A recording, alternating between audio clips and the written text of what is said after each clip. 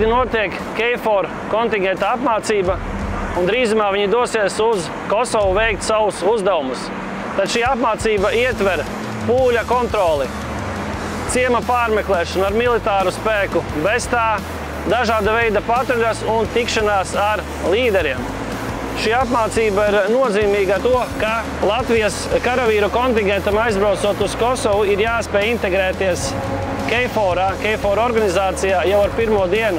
Līdz ar to apmācība tiek veikta tā, lai viņi aizbraucot spētu uzreiz sevi parādīt profesionāli un veikt uzdevumus ar pilnu atbildības sajūtu. Izaicinošākais šajā apmācībā noteikti organizēt to, jo apmācībai tiek izmantotas ne tikai poligona teritorijas, bet arī pilsētvides, kā arī lomu spēlētāji tiek palūgti no dažādām nācijām, lai šo apmācību uztaisītu maksimāli realistisku. Karavīrus apmāca instruktori un virsnieki, kas paši ir bijuši šajā operācijā, un principā tās zināšanas, ko viņi dod karavīriem, ir svaigas. Līdz ar to tad mūsu karavīri tiek sagatavoti pēc pēdējām tendencēm un incidentiem, kādi ir iespējami Kosovā.